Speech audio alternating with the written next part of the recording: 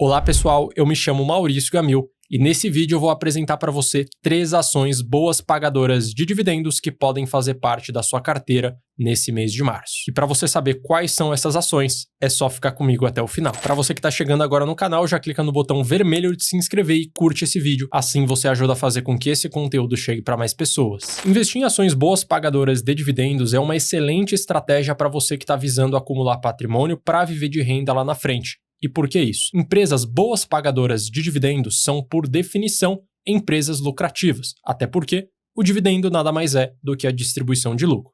E além disso, empresas que pagam altos dividendos de maneira consistente acabam sendo empresas que dominam os seus setores de atuação. E como essa empresa está muito grande naquele seu setor, ela não tem como reinvestir todo o dinheiro nas suas próprias operações. Então, naturalmente, ela reserva uma parte significativa do seu lucro para pagar para você, que é sócio, e com certeza você vai acabar se beneficiando disso. E com dinheiro de dividendo, é claro que você pode comprar novas ações dessa mesma empresa ou comprar de outras empresas para você fazer a máquina girar, para que ao longo dos anos você consiga receber cada vez mais dividendos e consiga até mesmo pegar esses dividendos em algum momento no futuro para pagar todas as suas despesas, e esse é, na prática, o objetivo de todo investidor. E vamos começar falando da primeira ação que eu selecionei, que é a CPFL Energia, de código CPFE3, que é uma empresa que atua em todos os principais segmentos de energia elétrica: geração, transmissão, distribuição e comercialização,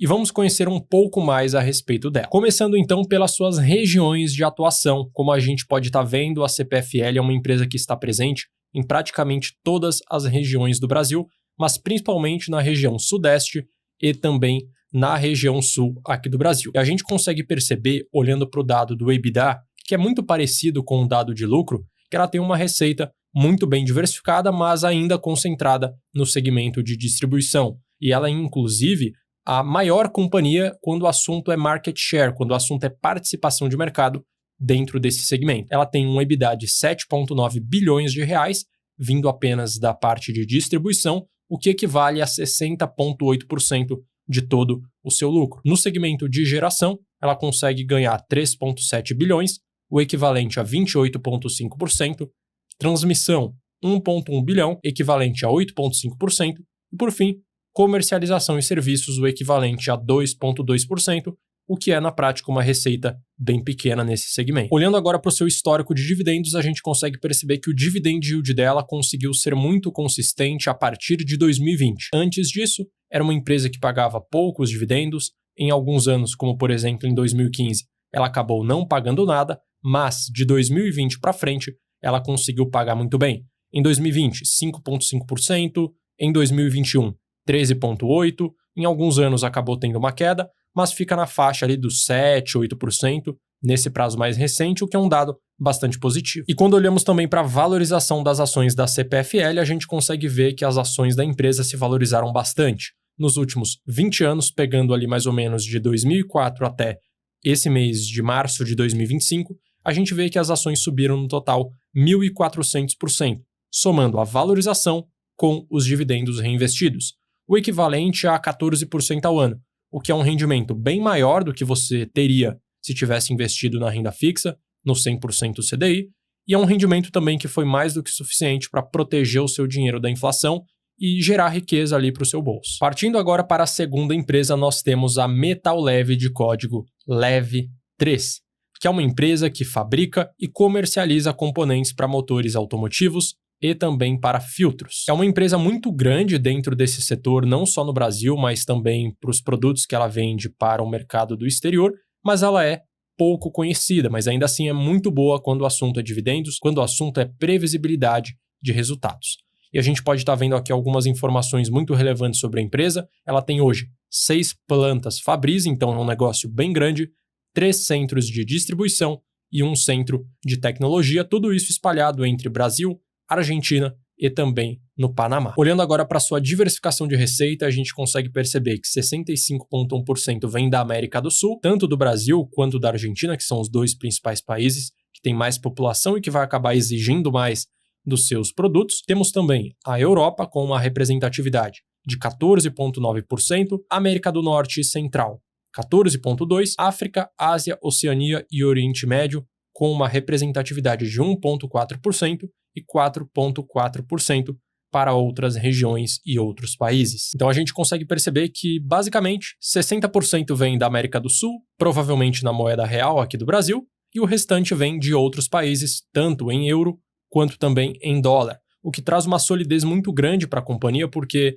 se a economia brasileira não estiver muito bem, é claro que ela vai ter uma redução de receita, porque a principal receita vem aqui do Brasil, porém isso não vai significar que a empresa vai quebrar, por exemplo, porque ela vende para outros países do mundo. E também em um cenário onde o dólar sobe bastante, nesse momento fica na casa dos 5,7, mas alguma hora vai chegar a 6, 6,5, 7, 7,5, 8 e assim sucessivamente, à medida que os anos forem se passando, e a metal leve, ela consegue se proteger muito bem disso e vai acabar refletindo também nos dividendos. Como a gente pode estar vendo nesse gráfico do histórico do dividend yield, a gente verifica que nos anos recentes ela conseguiu pagar um dividendo muito maior do que ela conseguia pagar no passado, justamente porque a sua receita e o seu lucro acabaram crescendo com essa valorização do dólar. Então a gente percebe que atualmente o dividend yield da empresa, pegando a relação dos últimos 12 meses, ficou em 8,10%, em 2024 ficou em 8,6%, 2023 ficou bem acima da média, provavelmente ela distribuiu bem mais do que ela lucrou, na casa dos 28%, 2022 pagou 14% e, evidentemente, em alguns momentos, em alguns anos em específico,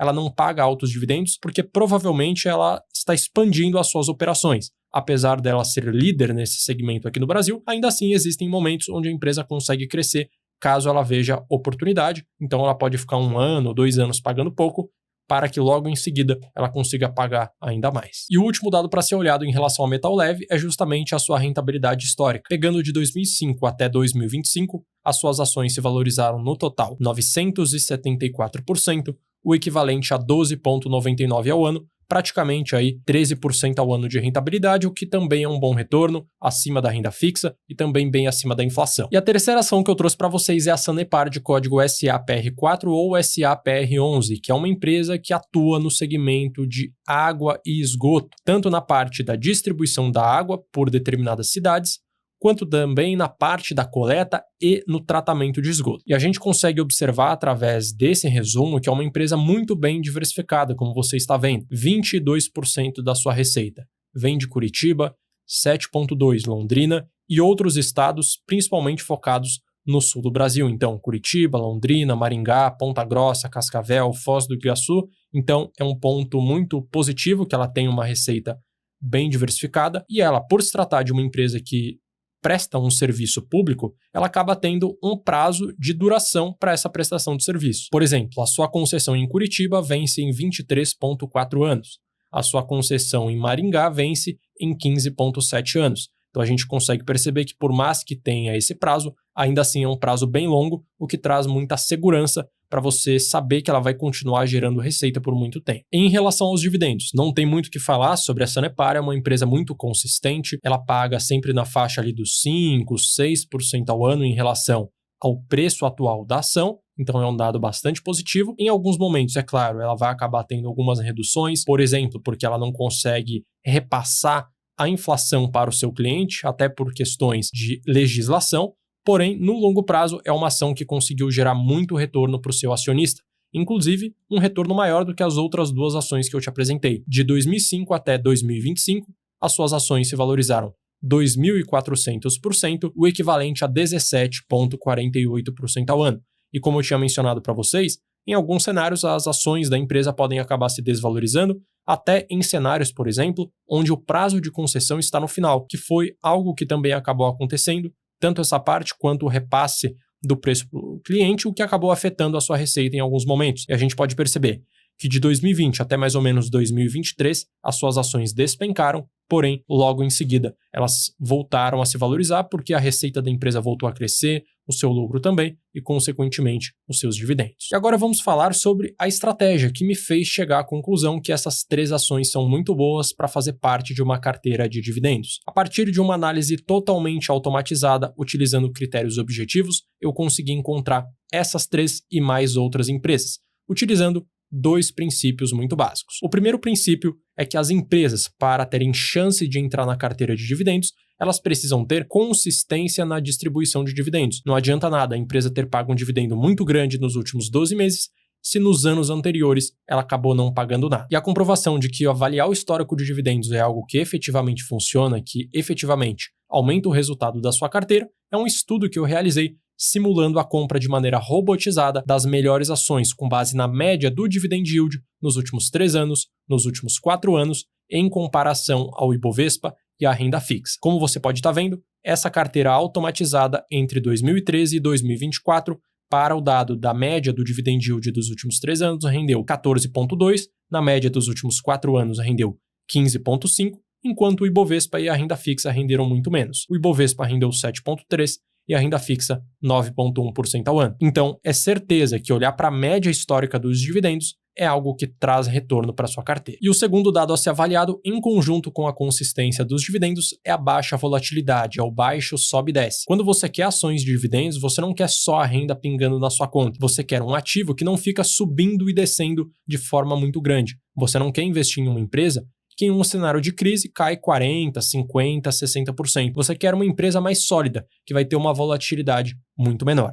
E esse dado também é comprovadamente funcional para investir no mercado de ações. Pegando um estudo feito na Bolsa Americana entre dezembro de 1994 e junho de 2020, a gente consegue perceber esse padrão. Na primeira linha, em azul, com a pior rentabilidade, nós temos as ações de alta volatilidade do índice norte-americano S&P 500. Em marrom, nós temos o próprio índice norte-americano S&P 500 e, por fim, em amarelo, com a maior rentabilidade de todas, apenas as ações de baixa volatilidade presentes no índice. Então, assim como a consistência de dividendos, o baixo risco, a baixa volatilidade efetivamente aumentaram a rentabilidade da carteira. E utilizando os dois fatores em conjunto, eu montei uma estratégia totalmente automatizada, onde a partir de filtros objetivos eu consigo encontrar as 10, 20 e 30 melhores ações quando o assunto é dividendos. De acordo com o estudo que eu realizei dessa estratégia na prática, entre janeiro de 2013 a janeiro de 2024, essa metodologia apresentou uma rentabilidade de 19,9% ao ano contra o Ibovespa, que rendeu 7,3%,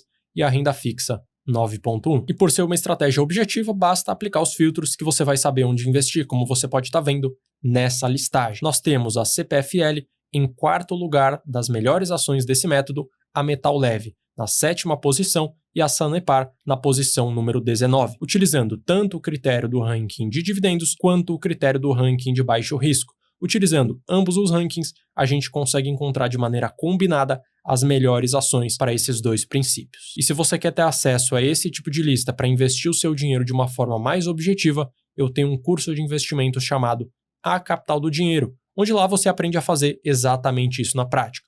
Dessa forma, você vai ter muito mais segurança na hora de investir, você vai conseguir ter um maior retorno a longo prazo, sem precisar ficar horas e horas na frente do computador, estudando e analisando o mercado. Para mais informações, é só escanear o QR Code e entrar no site, ou clicar no primeiro link da descrição desse vídeo. Então, nesse conteúdo, você teve acesso a 3 excelentes ações boas pagadoras de dividendos que podem fazer parte da sua carteira no mês de março. Se você gostou do vídeo, clica no botão de gostei, se inscreva no canal e ative o sino para que sempre que sair um vídeo novo por aqui você seja informado. Eu vou deixar na tela também um outro conteúdo recomendado para você saber exatamente o próximo vídeo a ser assistido. Um grande abraço e até a próxima!